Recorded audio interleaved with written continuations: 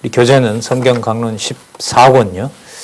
7505쪽 7505부터 시작하겠습니다. 여기죠.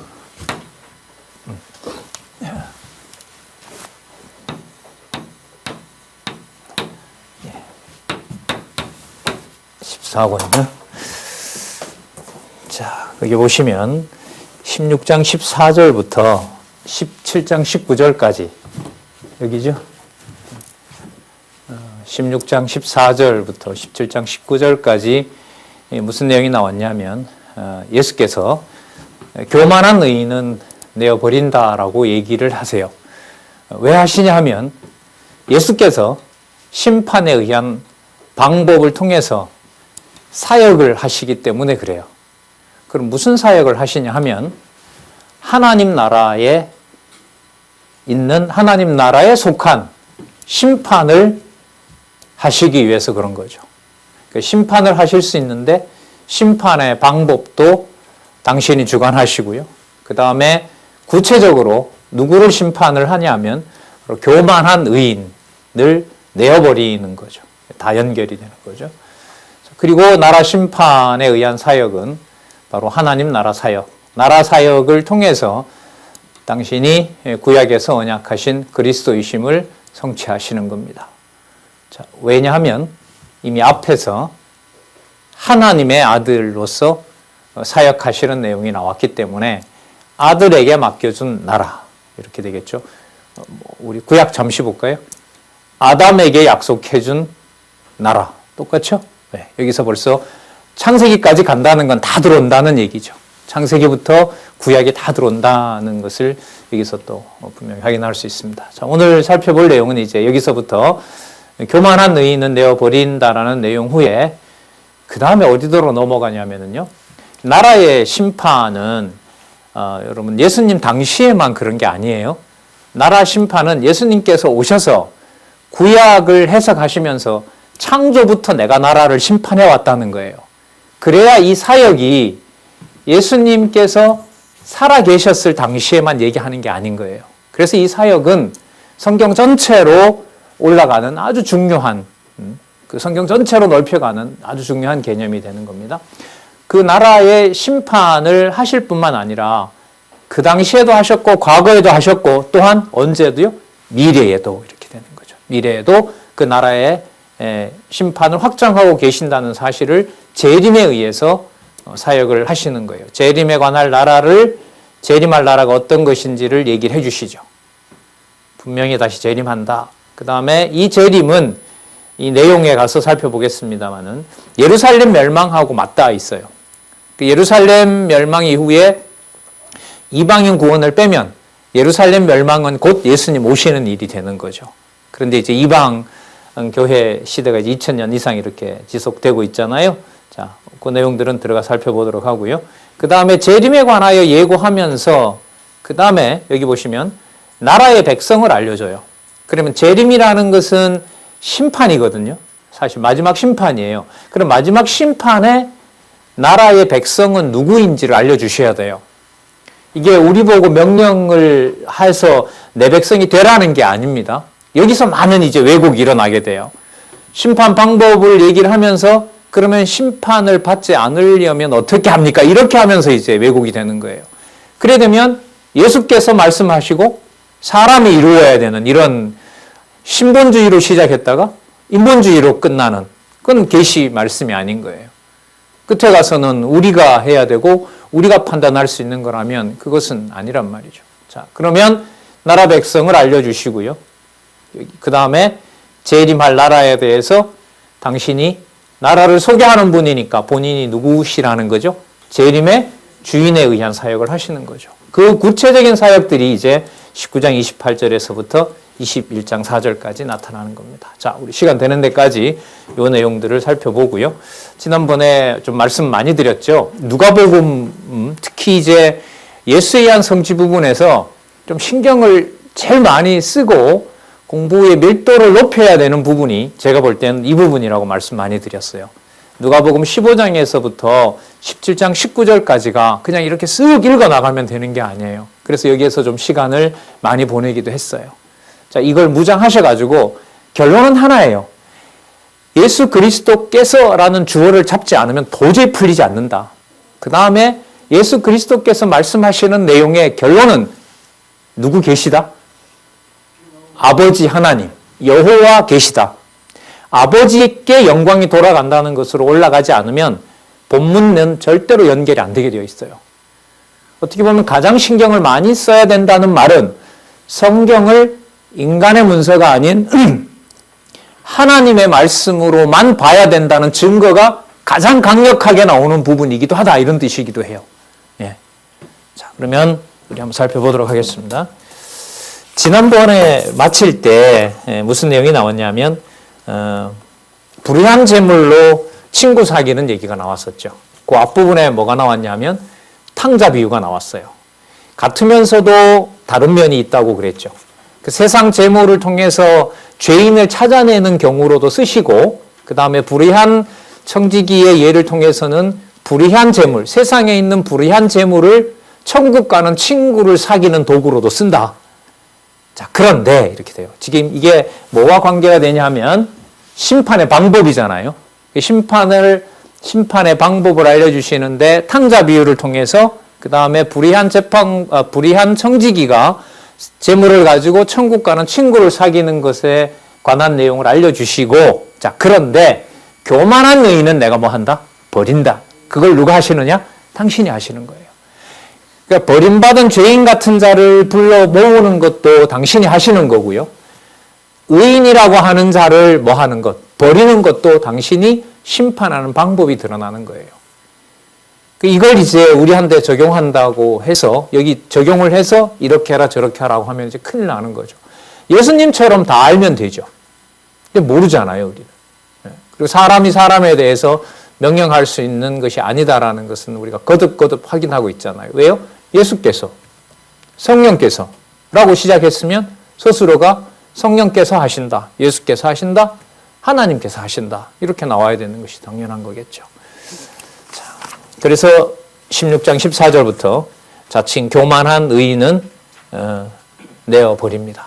그리고 다시 한번 돌아옵니다. 아까 말씀드렸던 탕자를 아버지께서 탕자로 만들어 놓은 아들을 어떻게 표현한다 그랬죠? 죽었다가 살아난 자라, 이렇게 표현한다 그랬죠? 죽었다가 살아난 그 아들을 불러 모으는 것처럼, 자, 교만한 의인은 버린다고 얘기하시고 마무리 얘기는 다시 탕자 얘기를 이어가시면서 뭐라고 하시냐면, 모든 것을 다 해도 하나님께서 선택한 당신의 자녀는 저는 아무런 것도 할 것이 없는 무익한 종이었고 다만 할 것을 했을 뿐입니다 라고 하는 자로 내가 만들어 놓는다. 이게 바로 심판의 방법이에요. 자, 그 내용으로 이어가니까요, 지금부터 살펴보도록 하겠습니다. 그래서 아까 16장 14절에서부터 18절까지 보면 높임을 받는 의인은 하나님께 미움을 받아 버려지는 자임을 얘기를 하고요. 그 다음에 비유를 통해서 그 심판의 방법을 알려주십니다. 여기도 좀 신경을 쓰셔야 될 것 같아요. 자, 먼저 아까 15절 봤죠? 너희 마음을 하나님께서 아시나니 사람 중에 높임을 받는 그것은 하나님 앞에 미움을 받는 것이라. 그건 당신이 심판의 방법을 제시하는 거예요. 누가 심판한다? 하나님께서 심판하신다. 그 다음 보시기 바랍니다. 율법과 선지자는 요한의 때까지요. 그 후부터는 하나님 나라의 복음이 전파되어 사람마다, 누구나 이런 뜻이겠죠, 그리로 침입하느니라. 뭐 들어온다 이런 뜻이에요. 연결 잘 안 되죠. 여기 보면 하나님 앞에 미움을 받는 것이니라. 그러면 얘기가 어떻게 나오냐면, 저 바리새인들은 돈을 좋아하는 자임으로 내가 버리겠다, 이렇게 탁 나오면 아, 그런가 보다 분명히 들어오는데, 갑자기 무슨 얘기가 나와요? 율법과 선지자는 요한의 때까지요, 이렇게 나와요. 분명히 이건 한 달락으로 묶여 있어요. 그러면 이 저자가 독자들에게 제시하는 것은 이건 한 달락으로 묶여 있고, 이 사건은 다른 사건이 아니라 어떻게 되는 사건이다? 이어지는 사건입니다. 이걸 지금 제시하고 있거든요. 그럼 이해를 해 가야겠죠. 자, 율법과 선지자는 요한의 때까지요. 그 후부터는 하나님 나라의 복음이 전파되어 사람마다 그리로 들어간다. 침입하느니라. 자, 이렇게 되어 있습니다. 자, 율법과 선지자가 요한의 때까지라는 말은 뭐냐 하면, 자, 아까 바리새인들을 여기다 넣어야 되는 거죠. 아까 바리새인들은 어떤 자들이었죠? 돈을 좋아하고요. 그리고 사람들 앞에 자기 스스로 자신이 어떤 자라고 착각하는 거죠. 의롭다라고 착각하는 자예요. 뭘 가지고 해요? 그렇죠. 바로 율법을 가지고, 외형적인 율법을 가지고 그걸 자기에게 적용하는 거예요. 그런데 그 율법을 예수님께서 뭐라고 하냐면, 그거 이미 끝났다. 그렇게 적용하는 게 아니다. 누구 때 오면 누구 때까지다, 그게? 그렇죠. 이렇게 되는 거예요. 자, 그럼 이렇게 되겠죠? 바리새인들이 그야말로 독점하고 있는 그 율법은 잘못 사용하고 있는 바리새인들이 가지고 있는 그 율법, 자기를 의롭다고 하는 그 율법은 이미 끝났다. 누구 때까지? 요한에 오면 다 끝난 것이다. 그러니까 그걸 적용해서 자기가 뭐라고 하면 의롭다고 하고, 자기가 성전에서 세를 받고 11조를 자기가 받는 것은, 그것은 하나님을 섬기는 것이 아니라 뭘 좋아하는, 죄송합니다, 니읒, 오, 미음이다. 뭐만 좋아한다 그랬어요. 아까 14절에. 예, 돈을 좋아한다. 지금 더 강조하면 돈만 좋아하는 자들이다. 이렇게 되는 거겠죠. 뭐 하신 내용이죠? 심판하신 내용인 거예요. 심판하는 내용이에요. 이걸 여러분 우리가 쓸 수 없어요. 왜 집사님은 돈만 좋아해요? 자기는 안 되는 거예요. 이렇게 쓰시면. 이걸 놓치면 큰일 나는 거예요. 이걸. 예. 예수께서 그 다음에 본문에 가면 나와요. 아버지께 영광이 되니라. 누가복음 2장 14절이 시작할 때 예수님이 잉태하고 예수님이 태어났을 때 그 동방박사들에게 어떤 소리가 들렸죠? 목자들에게. 지극히 높은 곳에서는, 그렇죠. 이게 끝까지 나옵니다. 누가복음에서는. 그래서 누가복음이 진짜 연결이 돼요. 진짜 연결이 되어 있어요. 개념들도 다 그 자리에 그렇게 배치가 되는 거예요. 자, 보겠습니다. 율법과 선지자는 요한의 때까지요. 그 후부터는, 자, 하나님 나라의 복음이 전파되어 사람마다 그리로 들어오게 된다. 그런데 걔들은 들어온다, 못 들어온다? 못 들어오게 한다. 그걸 내가 한다.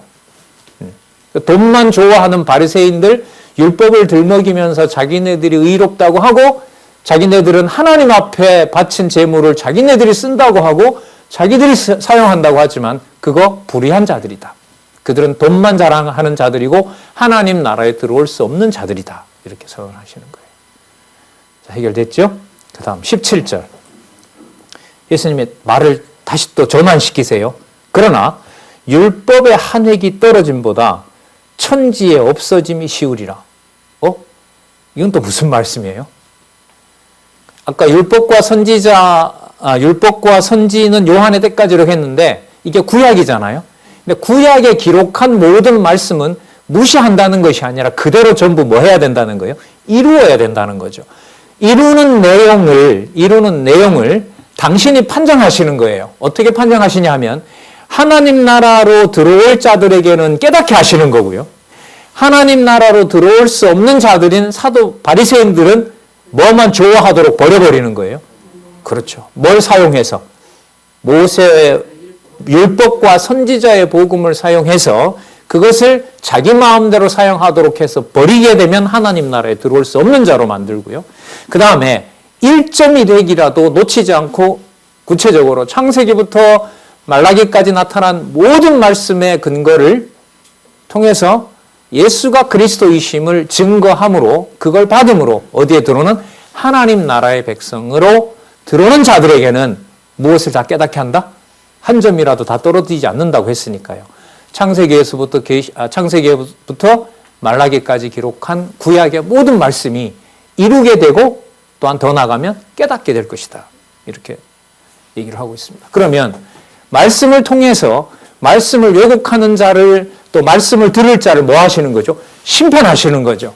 그러니까 무슨 제목이 분명해요?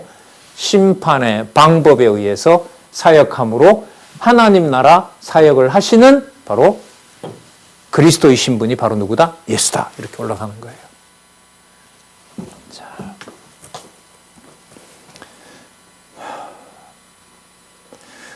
또 어려워요. 18절 보세요. 우리 이 정도가 돼도 아주 심오한데 우리가 이렇게 도달했거든요. 근데 18절 또 보시면 무릇 그 아내를 버리고 다른 데 장가드는 자도 간음함이요. 무릇 버리운 이에게 장가드는 자도 간음함이니라. 웬 또 간음 얘기. 진짜 어찌하오리까. 자, 강론집 참조하겠습니다. 하고 말씀드릴게요. 7507에 보시면 위에서부터 네 번째 줄 중간에서부터 보겠습니다. 성경 성경 본문 나오고요. 여섯 번째 줄 중간에요. 이는 새 언약의 계명으로 신랑 되신 그리스도께서 자기를 신랑으로 영접하여 믿고 따르는 제자들은 버리지 아니하지만, 왜냐하면 이게 간음 얘기가 나왔으니까요. 신랑 신부 예로 지금 설명을 하고 있습니다. 이미 버림받은 서기관과 바리새인은 제자로 절대로 취하지 아니하신 뜻으로 가르치신 것이다. 그러면 선명해지네요. 왜 아내를 버리고 다른 데 장가드는 자는 간음함이고 무릇 버리운 이에게 장가가는 자도 간음함이라고 했느냐? 자, 1.1핵이라도 떨어지지 않게 하는데 누구는 그렇게 한다는 거예요. 누구에게? 신부에게. 그러니까 아까 무릇 그 아내를 버리고 다른 데 절대로 나는 장가 안 간다. 이 말이에요. 나는 반드시 누구를 내 신부로 맞아들인다? 제자들을. 말씀을 들을 자를. 아까 뭐라 그랬죠? 하나님 나라의 복음을 들을 자들에게는 절대로 내가 그들을 뭐 하지 않는다? 버리지 않는다. 근데 내가 버린 돈만 사랑하는 바리새인들에게 붙어가는 자들은 그들도 그와 더불어 뭐 하게 된다? 망한다. 그래서 뭘 말씀하신 게 맞아요? 심판의 방법을 말씀하신 게 맞아요. 여러분 여기에만 하더라도 몇 가지 사건이 나왔냐면 바리새인 돈도한다고 얘기를 했죠. 그다음 율법과 선지자가 요한의 때까지라고 얘기를 했죠. 율법의 한 점이라도 떨어지지 않는다고 얘기를 했죠. 그 다음에 간음 얘기를 해서 아내를 버리고 다른 데 장가드는 자는 간음한다라고 얘기를 했죠. 네 가지 다른 사건이 나와요, 여기에. 이걸 풀어가는 키는 미리 제가 확인을 해본 상태에서 말씀을 드리면 바로 여기에 있는 거예요. 따라서 심판의 방법. 주어는 누구요? 강론집에 나와 있는 대로 예수께서. 궁극적인 목적은 아버지께, 하나님 여호와께서 이렇게 가는 거예요. 자, 그러면 여기 아내를 버리고 다른 데 장가든다는 말은 바리새인들이겠죠. 자기네들은 성전에 앉아가지고 자기네들 기준에 원하는 게 들어오면 뭐해요? 복 빌어주고, 자기네들이 봤을 때 별로 값어치가 없다 싶은 것은 버리고 이렇게 된다는 거죠. 부자들이 가져오는 돈은 관심이 많고 그 두 랩돈 드리는 과부가 가져오는 그 생명과 바꾸는 그런 연보는 버리는 바로 그런 자들에 대해서는 지금 심판하시는 내용이라고 보시는 거죠. 나는 그런데 절대로 그렇게 하지 않는다. 됐습니다. 그 다음에 보시면은요, 이젠 좀 쉬워져요. 왜? 이 비유는 이해가 되면 바로 이제 연결이 되니까요. 그 다음에 뭐가 나오냐면, 그 미움받아 그 버린 자 얘기가 나오는데, 아까 여러분 바리새인이 뭐 한 자라 그랬죠? 돈을 좋아하는 자라 그랬죠. 그것을 비유를 들어주세요. 그게 바로 여러분 잘 아시는 부자와 나사로 비유예요. 그럼 연결이 되죠? 그러면 부자인 경우에는 누구와 관계될까요? 바리새인과 관계가 되는 거고요. 그 다음에 병들어서 죽은 나사로는 바로 아까 어디에 들어갈 자? 하나님 나라의 복음을 들을 자. 이렇게 되겠죠. 자, 한번 보도록 할까요? 이거는 좀 어느 정도 익숙한 내용이니까요. 이야기를 정리를 하고 말씀을 드리도록 할게요. 핵심은 다른 데 있으니까요. 그 부분에 가서는 살펴볼게요. 부자가 있고 자색옷과 고운 베옷을 입었으니까 거의 뭐 왕처럼 산 거죠. 근데 거기에 또 나사로라 하는 거지가 있어요.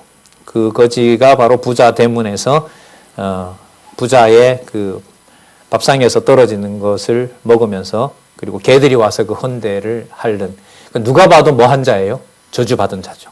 누가 봐도 저주받은 자예요. 여기서 엄청난 반전이 일어납니다. 죽었어요. 천사들에게 받들려서 이 죽었던 거지 나사로가 23절 보시기 바랍니다. 저가 음부에서 고통 중에 눈을 들어 멀리 아브라함과 그의 품에 있는 나사로를 봅니다. 부자가 봤더니까 아브라함의 품에 있는 거예요. 자, 여기서 보시기 바랍니다. 하나님 나라의 복음을 들을 자가 비유에서는 어떤 표현으로 이어져요? 아브라함의 품에 있는 자. 그러면 바리새인들은 자신들이 누구의 품에 있다고 착각을 하고 있죠? 그렇죠. 아브라함의 품에 있다고 하는 거예요. 근데 예수님이 보실 때는 당신이 심판주의잖아요. 당신이 보실 때는, 심판주가 볼 때는 아브라함의 품에 있을 자들이 바리새인이 아닌 거예요. 그걸 어떻게 아세요? 당신이 심판주니까. 어디에 속한? 하나님 나라에 속한 심판주니까. 자, 이 핵심 개념들이 이어져요. 그러니까 하나님 나라의 복음을 듣고 들어올 자를 그 비유에 얽매이면 사건이 달라지는데요. 표현을 찾게 되면 연결어가 생겨요. 그러면 하나님 나라의 복음을 듣고 하나님 나라에 들어올 자를 부자와 나사로 비유에서는 어떤 표현으로 시작한다? 아브라함의 품에 있는 자가 누구냐? 이렇게 연결이 되면 해결이 되죠. 아, 그러면 예수께서 바리새인들을 책망하시고 하나님 나라에 적합한 백성이 누구인지를 알려주심으로 당신이 구체적인 심판 방법을 적용하시는 분이구나. 그럼 해결된 거죠. 그래서 하나님 나라는, 하나님 나라에 속한 자는 좀 우리까지 땡기면 함부로 하나님 나라에 속했다 안 속했다 말할 수 없구나. 그렇게 보면요, 지도자들이 하나님 나라에 그러면 간다 이러면 못 간다, 이거는 엄청나게 무서운 저주인 거죠. 2000년 전에 예수께서 내린 저주죠.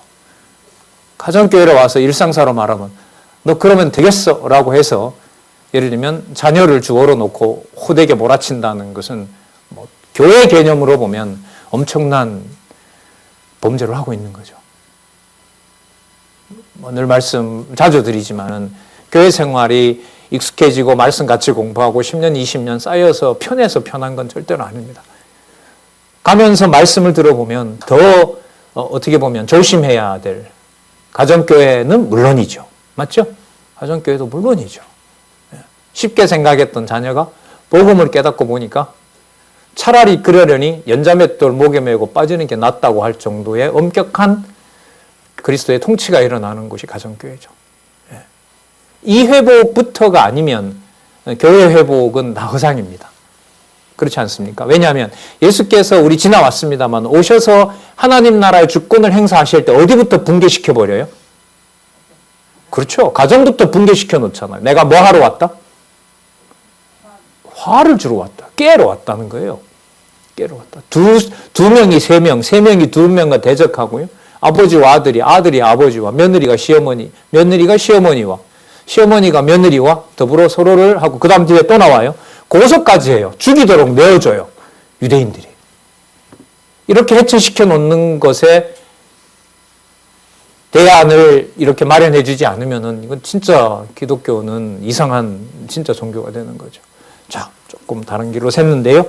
아브라함 23절. 아브라함과 그의 품에 있는 나사로를 보고 불러 가로되, 자, 표현은 다 나왔습니다, 지금. 아버지 아브라함이여, 나를 긍휼히 여기사 나사로를 보내어 손가락 끝에 물을 찍어 내 혀를 서늘하게 하소서라고 얘기합니다. 그랬더니 아브라함이 대답해요. 아브라함이, 야, 너 있을 때 이런 거 저런 거 너는 다 먹었다. 그런데 내 자녀인 나사로는 아무것도 못 먹었다. 그래서 못 먹었던 내 자녀이지만 못 먹었던 나사로를 내가 챙기고 있다.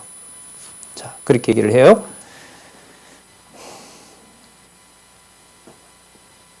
25절 끝에 보면 이제 저는 여기서 위로를 받고 너는 고민을 받느니라. 고통당한다 이런 뜻입니다. 고통당한다.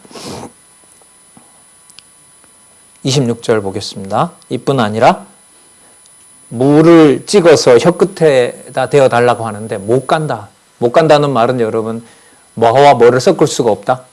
아브라함의 품에 있는 자로 정해놓은 자와 그렇지 않는 자는 분명히 구분되어 있다는 거예요. 근데 이걸 우리가 구분하려고 하면 안 돼요. 나도 모르는 것을 어떻게 남에게까지 그걸 구분하려고 할 수 있어요. 안 되는 거예요. 그러니까 우리 현재 교회개혁 차원에서 또 성경신학에 대한 여러분들이 지금 열심히 공부하시는 모습에서 가장 분명한 증거는 뭐냐면 가정교회에서부터 명령문이 사라진다라고 하는 것이 가장 강력한 증거예요. 안 돌아갈 줄 아는데 돌아간단 말이죠. 돌아간다는 말은 좀 가치 평가가 하락되는 거죠. 잘 세워지고 있는 거죠. 잘 양육되고 있는 거고요. 아무리 간구해도 안 돼요. 볼까요? 27절, 26절. 너희와 우리 사이에 큰 구렁이 끼어 있어.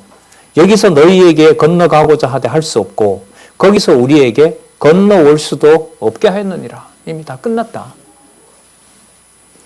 가로되 그러면 구하오니 아버지요. 아브라함 보고 얘기하는 거예요. 아버지요. 나사로를 내 아버지 집에 보내소서.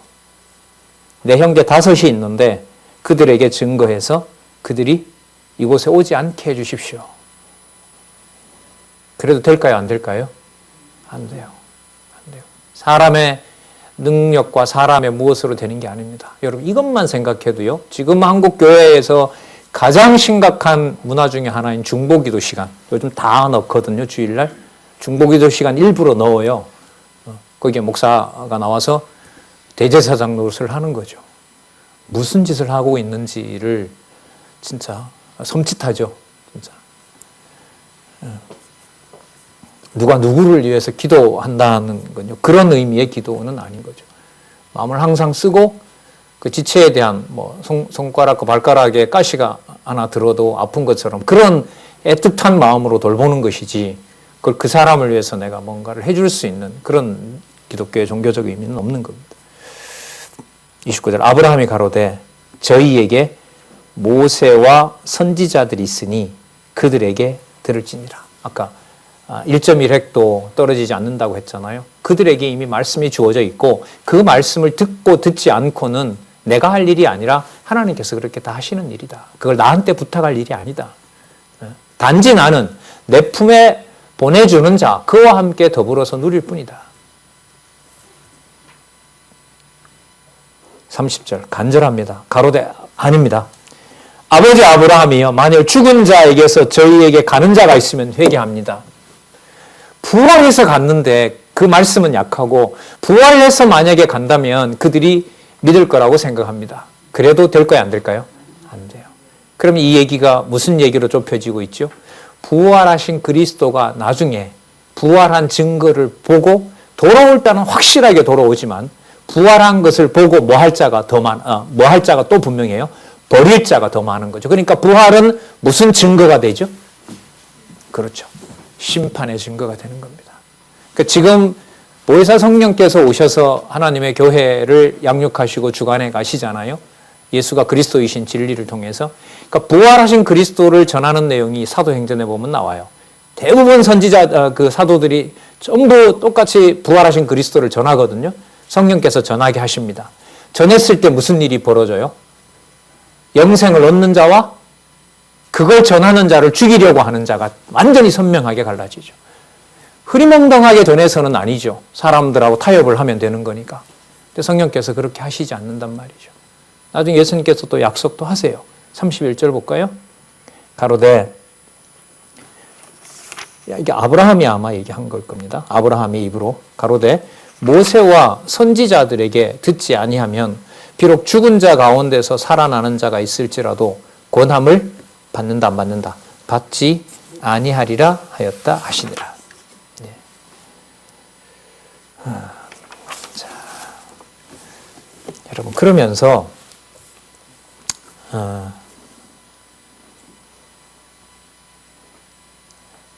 예수님을 버릴 가룟 유다 얘기를 그 다음에 또 하세요. 가룟 유다는 여러분 아시는 것처럼 아브라함의 품에 있는 자입니까? 아닌 자입니까? 아브라함의 품에 속한 자가 아니잖아요. 아닌 거예요. 그러니까 아까 누구랑 같은 계열이냐면 부자와 같은 계열인 거예요. 그러면 아까 나사로는 예수님 자신을 얘기를 하는 거고요. 아까 부자는 바리새인들을 얘기를 하는 겁니다. 그런데 여기 보시면 부활할 그리스도와 함께 지금 같이 누가 살고 있어요? 가룟 유다가 살고 있잖아요. 그죠? 가룟 유다가 살고 있잖아요. 그러니까 예수님이 당신이 버릴 자인 가룟 유다도 데리고 있고요. 아직까지는. 그리고 어디에 속할 자? 하나님 나라의 복음을 들을 자도 같이 데리고 있는 거예요. 근데 그 내에서 지금 보면 뭘 하는 거예요?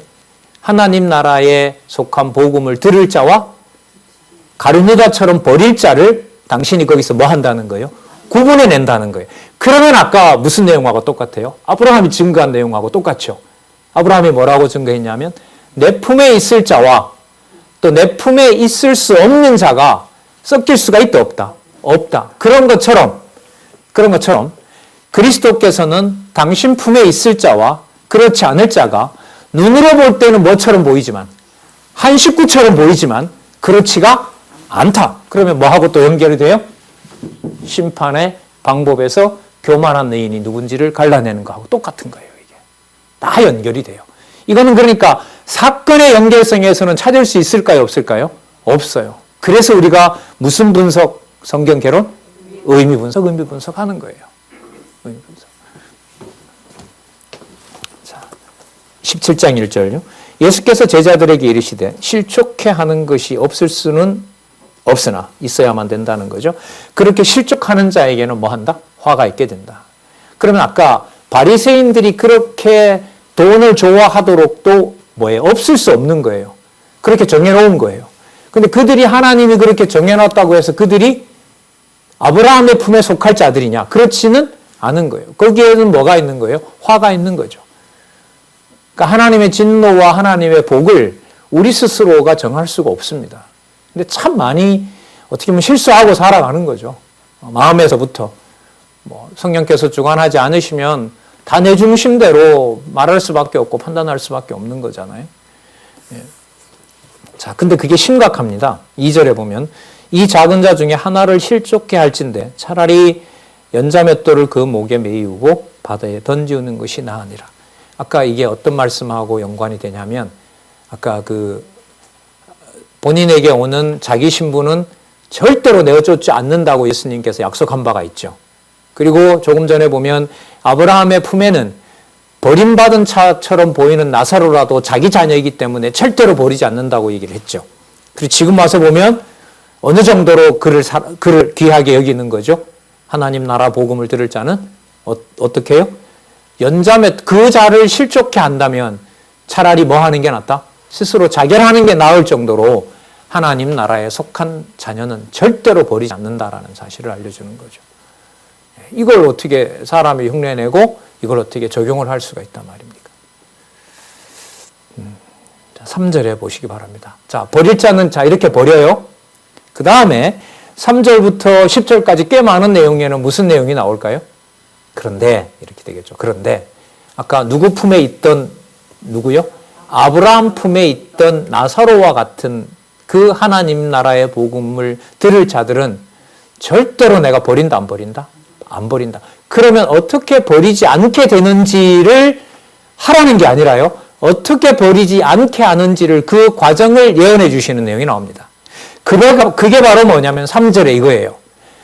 좀 있으면 여러분 베드로를 비롯한 가룟 유다도 예수님을 배신하지만 예수님의 12제자들도 전부 어떻게 합니까? 배신하잖아요. 그러면 현상적으로 볼 때는 다 뭐예요? 똑같은 자들인 거죠. 그게 현상인 거예요. 그럼 현상적으로 보면 바리새인이 더 의로워 보이고 그 다음에 병들고 그 다음에 가난한 자는 버린 자 같은데 예수님이 바꿔놔 버리잖아요. 기준이 우리가 보는 기준이 아니라는 거죠. 자, 그럼 여기서 가룟 유다도 범죄하고 제자들도 버리지만 제자들은 아브라함의 품에 있는 자들이에요. 그러면 그들이 실수했을 때 저자는 버린 자라고 버린다 안 버린다? 안 버린다는 거죠. 아까 무슨 비유를 이미 얘기하셨죠? 내가 절대로 내 신부는 안 버린다라고 아까 약속을 했기 때문에요. 계속 이어지는 거예요. 그래서 이제 성경 공부가 좀 진짜 깊어지고 이렇게 연결이 계속해서 의미 중심으로 간다는 것은요.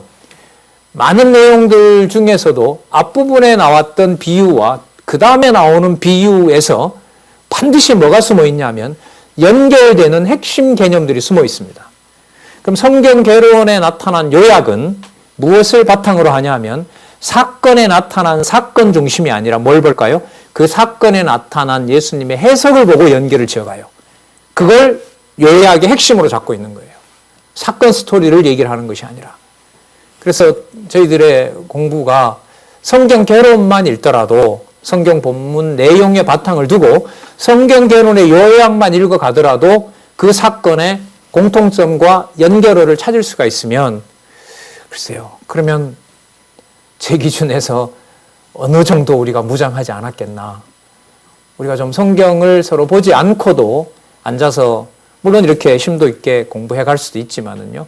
우리 전하는 분들이 앉아서 어떤 대화를 하고 자, 구체적으로 어떤 교회에 관련된 회의를 할 때 머릿속에 예수께서와 하나님께서 주관해 간다라는 생각을 가지고 어떤 회의를 하는 것하고요.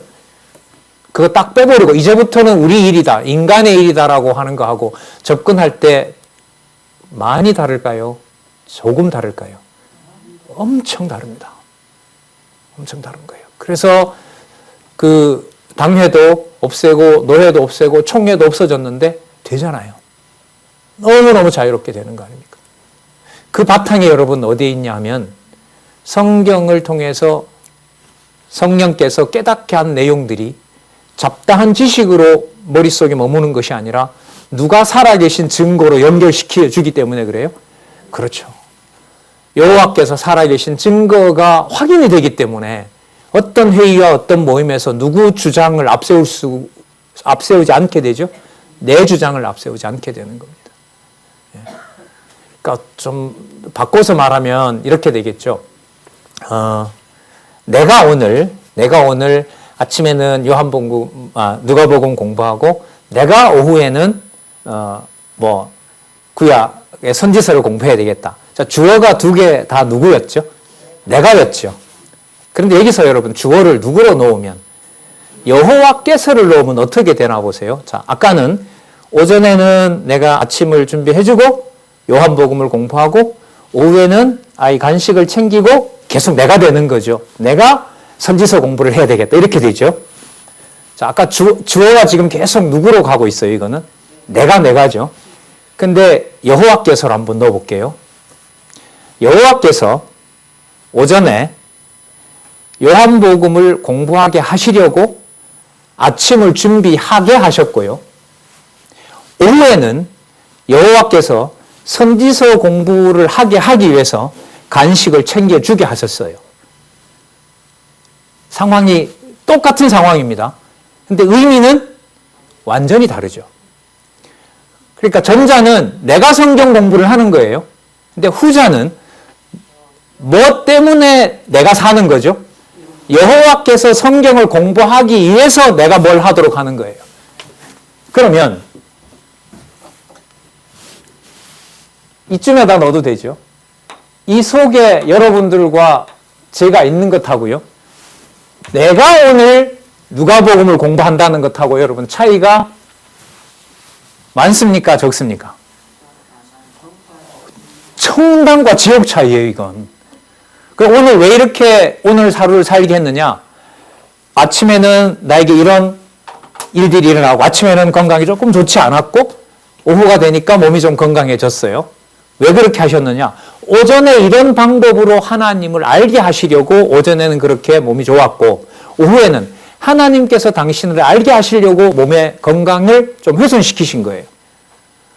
그러니까 여러분들과 제가 공부하기 위해서 사는 것이 아니라 성경을 깨닫게 하기 위해서 여러분들과 저를 하나님 나라의 복음을 들을 자들을 뭐하게 하는 거죠? 살게 하시는 거죠. 예. 그러면 요 사이에 사람을 넣느냐? 내가 주어가 돼서 뭘 공부하느냐? 성경을 공부하느냐라고 하는 것은 근본적인 차이입니다. 이 중에 하나라도 이건 아니고 누가복음은 하나님께서 시킬지 몰라도 누가복음 16장 14절에서부터 19절은 내가 하는 거야. 이러면 이 구도가 조금 문제가 될까요? 다 틀리게 될까요? 이렇게 되는 거예요. 이게 여러분 하나님 하게 하신답니다. 그래도 하나님 하게 하신다가 땡기면 어쩔 수가 없어요. 하나님께서 돌려놓으려고 하든지 하나님이 다른 섭리로 뭐 유대인들도 버렸지만 또 나중에 또 모으기도 하기 때문에요. 자, 여러분 3절 보도록 하겠습니다. 너희가 스스로 조심하라. 만일 내 형제가 죄를 범하거든 경계하고 회개하거든 용서하라. 4절에 보시면 7번이라도 죄를 얻으면 7번이라도 용서하라고 합니다. 자, 이렇게 얘기했더니까요, 사도들이 우리가 어떻게 합니까? 믿음 좀 주세요 이럽니다. 이거 못하잖아요. 인간이 못한단 말이에요. 그러니까 5절에 사도들이 주께 여짜오되 우리에게 믿음을 더하소서. 그러니까 어떤 믿음인 거예요? 그 어떻게 7번 죄 졌는데 어떻게 7번 용서합니까? 예를 들면 가룟 유다는 이제 버린 자식이라고 해서 그렇지만은 다른 사도들끼리는 전부 지금 똑같이 가룟 유다처럼 뭐한 자들이에요? 배신한 자들이 아니에요. 그럼 지금 예수님 말씀은 더 나갑니다. 7번 나를 배신한다 해도 아브라함 품에 있을 내 자녀 같으면 뭐 해줘라? 용서해줘라. 본인이 용서하시겠다는 거 아니에요. 이렇게 말씀하신다는 것은. 그러니까 제자들의 말을 통해서 그거 우리가 어떻게 합니까? 얘기하죠. 자, 볼까요? 5절에 사도들이 주께 여짜오되 우리에게 믿음을 더하소서. 여러분, 이렇게 물었으면 예수님께서 뭐라고 대답하시면 돼요? 그래, 줄게. 안 돼. 지금은 안 줄 거야. 이렇게 말씀하시면 얼마나 좋아요. 자, 그런데 뭐라고 하시냐면 6절에 주께서 가라사대 너희에게 겨자씨 하나를 만한 믿음이 있었다면 이 뽕나무더러 뿌리가 뽑혀 바다에 심기라 하였을 것이요 그것이 너희에게 순종하였으리라. 준다는 거예요? 안 준다는 거예요? 뭔가 관계는 있어요, 지금 이게. 자, 예수님이 어쨌든 말씀하신 걸로 보면 겨자씨 하나를 만한 믿음이 있다면 이렇게 되는 거예요. 믿음이 있다면. 그러면 여기서 잘 보시기 바랍니다. 무게중심을 저 믿음을 내가 받았느냐 안 받았느냐로 가느냐. 잘 보세요. 이게 그야말로 밑으로 내려가는 거예요. 내가 이 믿음을 받았느냐 안 받았느냐로 가느냐. 예수님께서 얘기하신 대로 하나님께서 주시느냐 안 주시느냐. 예수님의 포인트는 어디에 있을까요? 후자에 있습니다. 그게 위로 올라가는 거예요. 그런데 우리는 읽고 자동적으로 우리는 누구에게로 가져와요? 그럼 나는 어떻게 믿음 받지? 이렇게 간단 말이에요. 그래서 성경이 안 보이는 거예요. 그럼 하나님께서 강론집, 성경 개론 이 구조는 어느 한 부분은 예수께서가 아니고 인간이 하고 어느 다른 부분은 하나님이 하고 그래서 함께 해가는 하나님 나라를 소개한 거라면 하나님 계시를 소개한 거라면 그건 하나님 계시가 될 수 없는 거죠. 그럼 여기서 이미 해결은 났어요. 그걸 누가 주신다라고 얘기를 하는 걸까요? 그렇죠. 하나님 주신다는 거예요. 그 하나님이 주신 하나님 나라 사역을 지금 누가 하고 있다? 내가 하고 있다. 그러면 계속해서 무슨 방법이 맞아요? 심판의 방법을 당신이 알려주고 계신 거죠. 자, 좀 더 볼게요. 하나님께서 주시면 그렇게 된다는 거죠. 그러니까 하나님 증거가 되는 거예요.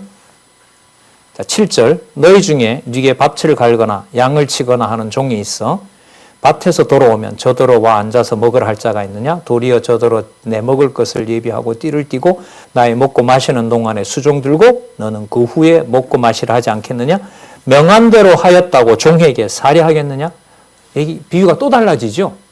아까는 뭐라고 그랬어요?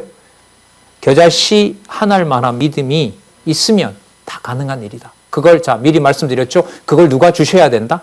하나님이 주셔야 된다.